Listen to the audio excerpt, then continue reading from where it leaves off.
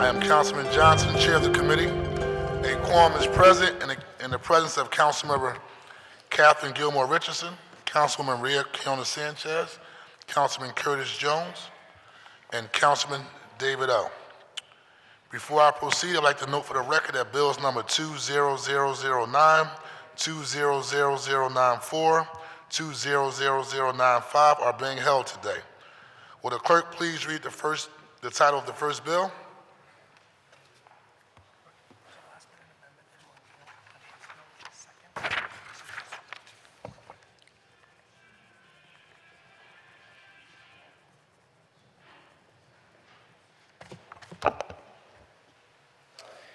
Bill number 200013, to amend the Philadelphia zoning maps by changing the zoning designations of certain areas of land located within an area bounded by Moore Street, 26th Street, Moore Street, and 27th Street.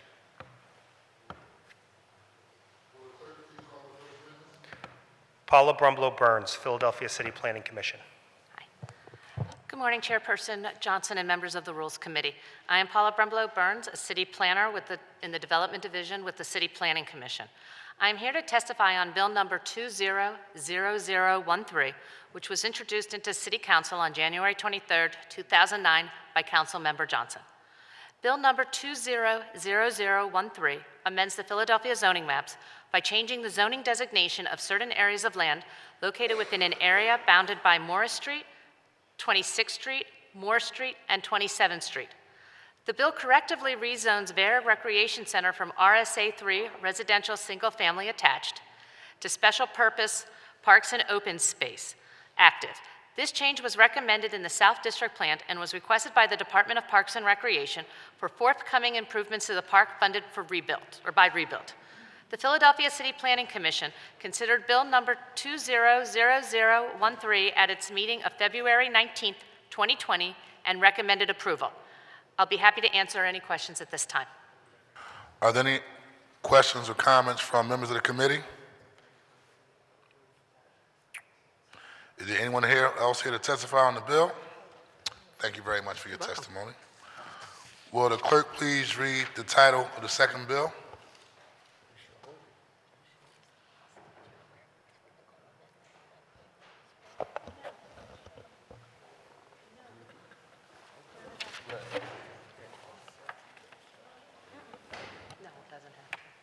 I was not aware.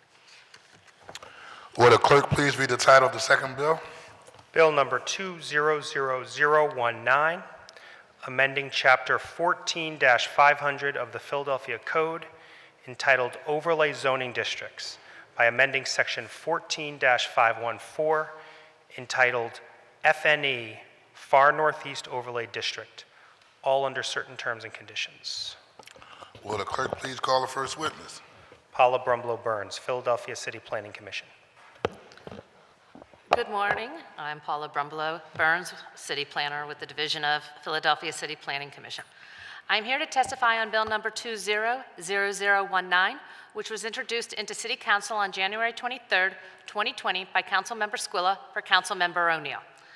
Bill number 200019 amends Chapter 14-500 of the Philadelphia Zoning Code, entitled Overlay Zoning Districts, by amending Section 14-514, entitled Far Northeast Overlay District, to prohibit residential buildings from exceeding 35 feet in height and to prohibit roof decks and roof deck access structures in all residential districts. CMX1 and CMX2 commercial mixed-use zoning districts are also included. Additionally, the bill also prohibits visitor accommodations in the CA2 commercial auto-oriented zoning districts if within 1,000 feet of residential zoning districts. The City Planning Commission feels that this amendment to the code would create different standards for base zoning districts exclusively to one councilmanic district and is therefore contrary to the goal of the Zoning Code Commission to have a uniform zoning code for all of Philadelphia. Furthermore, the 1,000-foot setback from residential districts for hotels in the CA2 would fundamentally bar new lodging options in this area of the city and including properties that have proximity to I-95. The Philadelphia City Planning Commission considered Bill number 200019 at its meeting of February 18th, where the Commission recommended not for approval. I'll be happy to answer any questions at this time. Any questions from members of the Committee. Councilwoman Maria Keona Sanchez. Thank you, Mr. Chair. I realize that the bill sponsor is not here, so I'm going to ask you some questions. If you know, answer them, and if you don't, no. What has been the process that has gotten here? What kind of community meetings, public discussions about this bill and its introduction have been had before today? The Planning Commission did not work on this bill, so we did not host any community level meetings.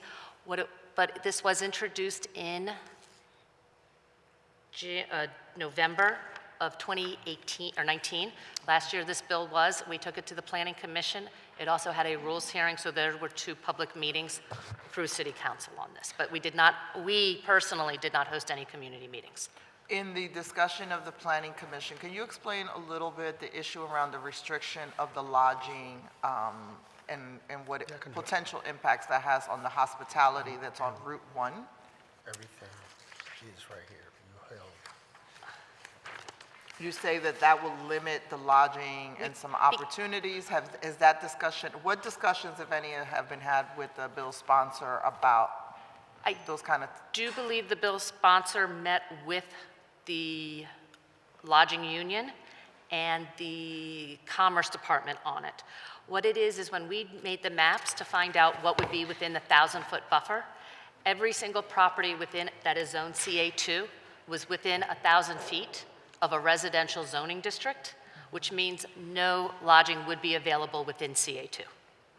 So how close is that abut to the Roosevelt Boulevard, and what does it do to the current lodging? Because I know that we have several hotels over there on Route 1 on the top. Are you familiar with that area by any chance? Not as familiar with other areas of the city, but I have been up there. Okay. As it relates to the height situation, is there any residential district within this council district that currently goes and exceeds the 35-foot? Yes, we have, I'm really glad I brought the fact sheet with me today. We have RM2, RM3, which allow additional height above 38 feet. RMX3 is also up there, which allows over 38 feet. So there are 3 zoning districts that do allow an increased height above 38 feet. So how does this, This bill will not allow it. so it would change all the base zoning districts? Because Yes. here it says CMX2, so you're saying this is also, in your testimony, you only reference CMX1 and CMX2. So Yes. this bill will also impact RM1, RM2, and RM3? Yes. And they're currently, so those all get grandfathered in? How is that handled? If they are existing today over 38 feet, they would be non-conforming uses and grandfathered in. Any new project would have to meet the 38 feet. Are you aware of any projects pending that this may directly impact? I am not. Okay. Thank you. Thank you, Mr. Chair. Councilman Curtis Jones. Thank you, Mr. Chairman. So this type of blanket exception from the code for the 10th district kind of prohibits hotels. Yes. And it restricts the height of residential. Yes. If someone wanted to make an exception, let's say because of the racetracks and other things like that, well, how would that be handled? They would have the 2 options. They could exempt the property out of the overlay through a zoning bill, which would be introduced by the council person, go through public hearings, or they could apply for a zoning variance and be granted the variance. That does open that up for appeal, though. And so that means councilmatic prerogative, dare I say those words? If those are the words you want to use, I could say yes. Okay, thank you. Thank you, Mr. Chair. Thank you very much. Is anyone else here to testify on this bill? Thank you. Councilwoman Maria Keona Sanchez. Is the bill sponsor here, and can we have some? I just called for Okay. clarity. It would make me feel more comfortable if the bill sponsor were here to explain what community public process this had, because of the restrictive nature of what we're proposing. This is very sweeping. Okay. I reached out to his office, and so we'll give him a minute or 2 to see if he'll come down and respond.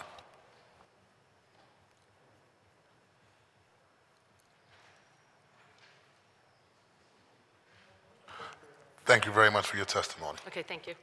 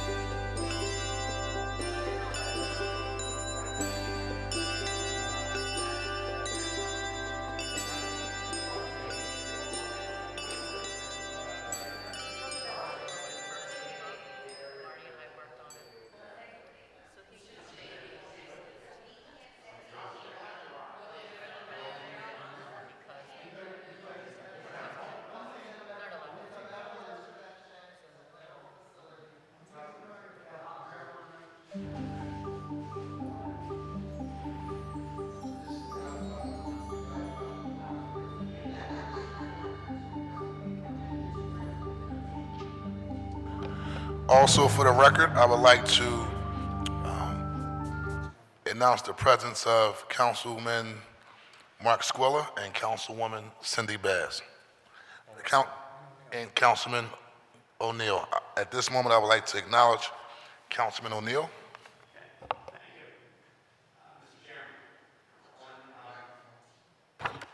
My bill.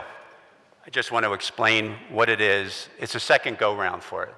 The bill essentially passed in the previous term, and the 45-day rule prevented it from surviving the end of the term. If you look at the zoning code, and I was on the commission, I went to every meeting, there was not supposed to be anything in that code. We were assured, because the code's so thick, you can't read it. It was supposed to be shorter. It's actually more complicated. Nothing was going to change unless we did a remapping. And it appears that way if you look at it. It appears that, for instance, in my district, every residentially zoned area just has a different name. And the height limit went from 35 to 38. Everybody understood that. That was the single change. Except this past spring,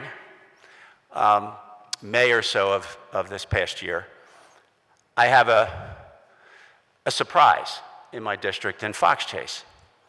There's a block of pre-war single homes, very modest, probably all 1 to 1.5 stories high, all different, and little singles, modest homes, like I have in a lot of my district.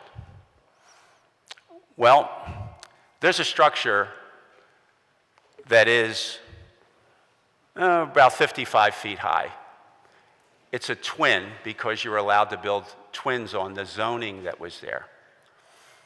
Twins that normally were 35 foot high, and nobody would think differently. But in another section of the code, it basically says you can do roof decks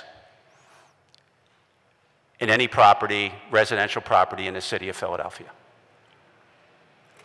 And so there was a fire at this house. It was torn down. It didn't need a fire to get torn down, but it happened to be a fire. It's 4 stories high. I don't have a 4-story high building in my district, but found out that you can have a 4-story house now, and a roof deck, and a pilot house, and the pilot house can be on the outside wall, and the parapet. It's all in another section of the code. It affects every residential district in the city.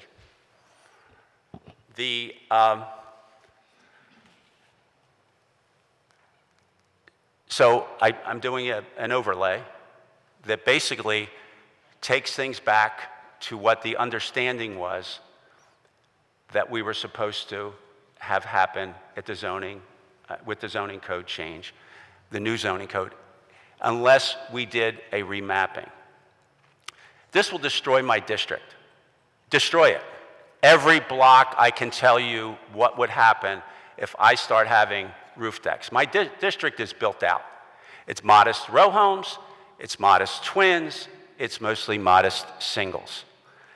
Any one of them can be either torn down or converted now from somewhere. These homes are between 15 and 35 feet high to this height, and 4 stories. You can't do, before this change in the code, you could not build a 4-story residential property in the city without a variance. You can do it with an over-the-counter permit now. So I'm trying to protect my community, represent my community, my district, and people are absolutely, opposed is not the right word. Freaked out is more like it, that this could happen without a meeting of an RCO, without anybody approving it, and with everyone being assured that the zoning code was not going to be any more permissive unless we did a change to a new designation. The other thing is, if someone goes to the zoning board, and they ask for this with a zoning variance, tearing a house down, which is often what happens, these modest houses, and they go before the board, and they say, okay, we've got this single home, we're going to tear it down, we're going to build 4 55-foot high roof deck houses. They can say this is in conformance with the code for row home zoning. It makes a big difference in the appeal when they're saying, you know, we have row homes across the street, all we're doing is the same zoning as that, but now instead of those houses, because I have a situation like this, those houses are about 15-foot high.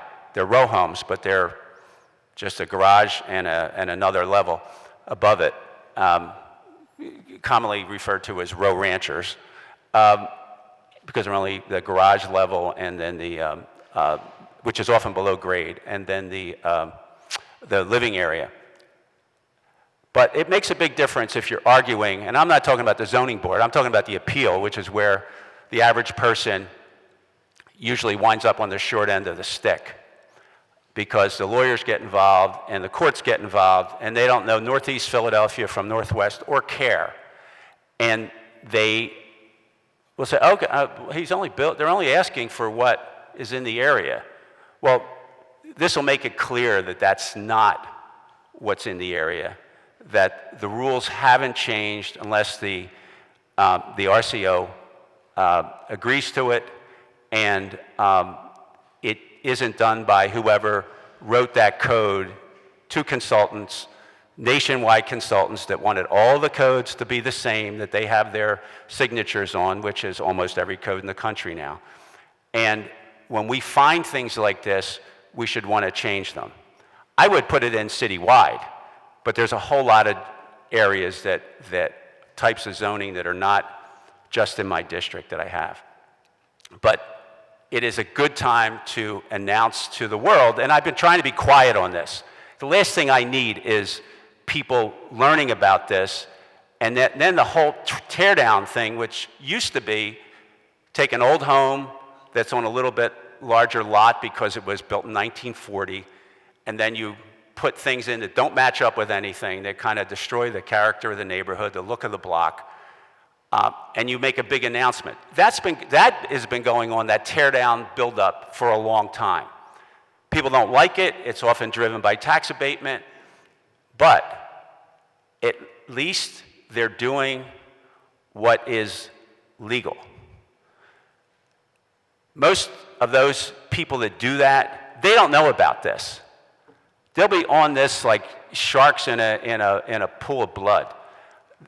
So I'm asking the committee to pass this, to support me in representing my district, and I'll take any grief or questions about it from anybody. Councilwoman Maria Kiona Sanchez. Thank you, Councilman O'Neill. I know that in your representation during the zoning code reform, you were integrally involved in some of these land use issues. And while I understand that as the district council person, you want to put forth your best effort in what you can do as you begin this process, there's a couple of questions that for me are very important. As you know, one of the conversations that's been happening in the city is around affordability.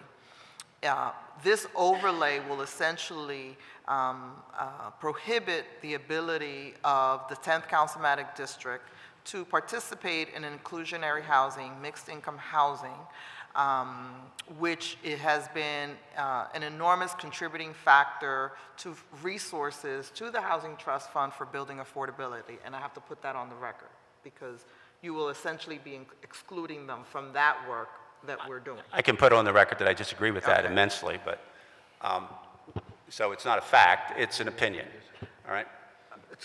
So why is it not a fact? It's not a fact. I have never had any stoppage of affordability, and this has nothing to do with affordability. From development using the mixed income that means that they make a decision to pay into the Housing Trust Fund or build affordability on site.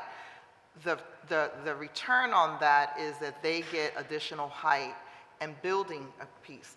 So with this overlay, they are no longer eligible for that. Well, if you want to leave the community and the people that own the homes, I'm just putting it for the if you record. want to leave them out of the equation and say, the more we let you build, even if it destroys a block or a neighborhood and makes existing houses less affordable, yeah, there's a meeting tonight in Bustleton on an industrial piece. The developer wants to build 60 townhomes in an area that has never had anything but twins and singles. Bustleton, you're very familiar. It's off of Grant and Bustleton. I have let it be known loud and clear that if the local neighbors want townhomes, modern townhomes like you see in Fishtown, they're not going to have roof decks. And nobody's asking for roof decks. That I'm in full favor ahead of time on that. I do not discourage development. I discourage and try to fight development that isn't good for my area. Councilman, And- I don't want to argue what you do in your Well, local. I just want to it put is an certain argument. No, you have your, every council person wants a public process, right? And you're using a toolbox to guarantee a public process for your residents. I'm not against that. I'm just saying that it goes counter to this other conversation because it will limit the ability for folks to use that toolbox. So I wanted that on the record because I just spent the last 3 years working on that, so there will be equitable resources around affordability. I'm not arguing with you. You're entitled to your process. You get elected and you're going to do whatever process your residents vote you in to give them, just like when I do stuff in my district, that's my process that people hold me accountable to. I just want it on the record, Okay. right? But Because I want it on the record that I disagree with you. Okay, that's all. We can get a legal opinion for the record if that's what you want. I mean, I understand this is your area of expertise. This is the same conversation I had with Councilman Squillo because of the overlay in Society Hill, which is also another issue. So it just, and I get it, we're responding to a need. You're trying to create a process for your residents. I would never be against Okay. you doing Well, that. I don't want to argue about difference of opinion. I appreciate your support. Okay, thank you. The other question was, that I had asked was, what was the public process that got us here? And if in fact there were civics in support of this, for the Yes, record? I've had more conversations with civic members and this is, and residents. This is not even a close call.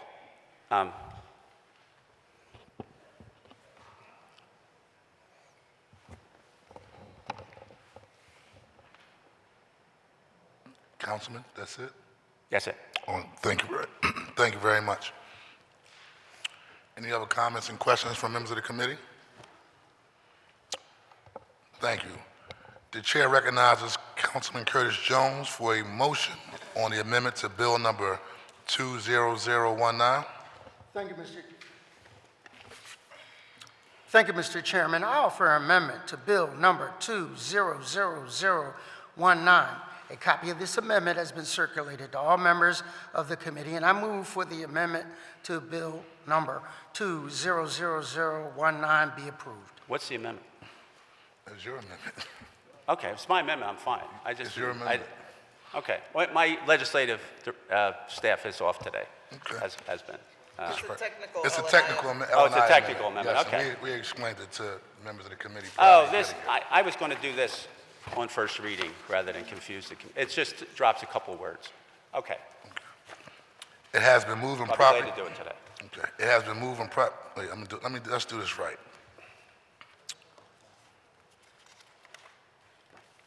Could we read that So one we more need a time? second. There you go. It has been moved and properly seconded that the amendment to Bill number 20019 be approved as amended. All those in favor of the motion will signify by saying aye. Aye. Opposed? The ayes have it, and the motion carries. An amendment to Bill number 20019 has been approved.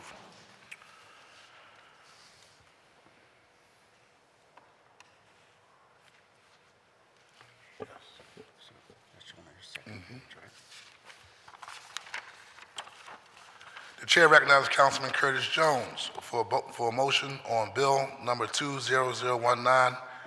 Thank you again, Mr. Chairman. I move that Bill number 200019, as amended, be reported from this committee with a favorable recommendation. I further move that the rules of council be suspended for first reading of this bill at our next session of council. It has been moved and properly seconded that Bill number 20019, as amended, be reported from this committee with a favorable recommendation, and further be moved that the rules of council be suspended to permit first reading of this bill at the next session of council. All those in favor signify by saying aye. Aye. Opposed? The ayes have it, and the motion carries that Bill number 20019, as amended, be reported from this committee with a favorable recommendation, with a request that the rules of council be suspended to permit first reading at this next session of council. Next, the chair recognizes Councilman Curtis Jones for a motion on Bill number 20013.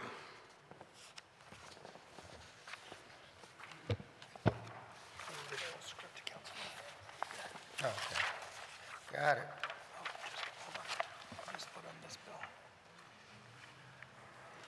So,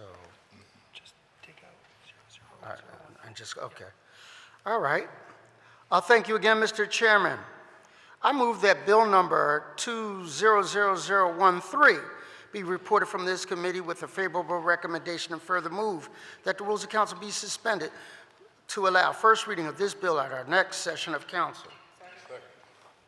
It has been moved and properly seconded that Bill number 20013 be reported from this committee with a favorable recommendation, and further move that the rules of council be suspended to permit first reading of this bill at the next session of council. All those in favor of the motion will signify by saying aye. Aye. Those opposed? The ayes have it, and the motion carries. This bill will be reported from this committee with a favorable recommendation, with the request that the rules of council be suspended to permit first reading at the next session of council. Thank you very much. This concludes the business of the Committee on Rules for today. Thank you, everyone, for their attendance.